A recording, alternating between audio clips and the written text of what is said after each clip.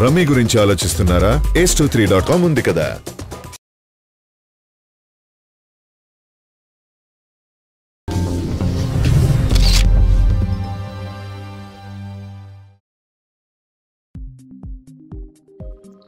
South లో crazy fan following ఉన్న super stars లో పవర్ స్టార్ పవన్ కళ్యాణ్ ఒకరు. తెలుగులో మాత్రం పవర్ స్టార్ తర్వాత ఎవరైనా అన్నంత క్రేజ్ ఉంటుంది.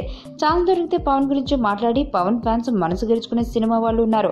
కానీ పవర్ స్టార్ తో ఓ సినిమా చేసిన తనని అవమానపరిచినట్లుగా మాట్లాడాడు దర్శకుడు కెఎస్ రవీంద్ర అలియాస్ బాబీ.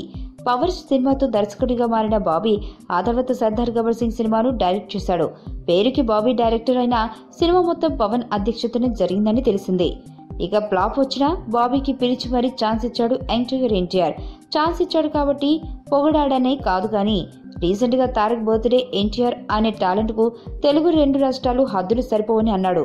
అంతటితో ఆగకుండా ఒక్కసారి స్టోరీ ఫైనల్ అయ్యాక ఎలాంటి విషయాల్లో కూడా తారక్ జోక్యం చేసుకోవడం చెప్పాడు. సో ఈ బాబీ వెళ్లబట్టిన విషయాలను చూస్తే పవర్ స్టార్ తన ప్రతి సినిమాలో తన వేలు పెట్టి కార్యక్రమం గురించి సెటైరే అంటూ రచ్చ చేయడం మొదలుపెట్టారు.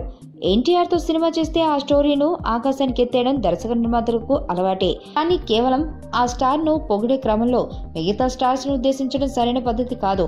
ఆ స్టార్స్ సైలెంట్ గా ఉన్నా వారి ఫ్యాన్స్ మాత్రం ఊరుకుంటారో చెప్పండి. సో బాబీ మాటలను ఇప్పటికే పవర్ స్టార్ ఫ్యాన్స్ నుండి విమర్శలు కామెంట్లు వస్తున్నాయి. మరి వీటికి బాబీ ఎలా స్పందిస్తాడో చూడాలి.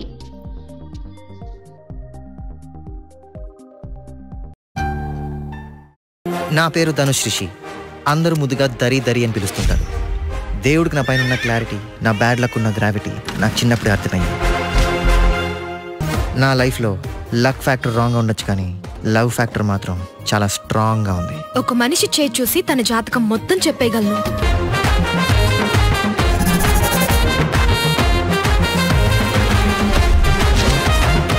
Coming soon.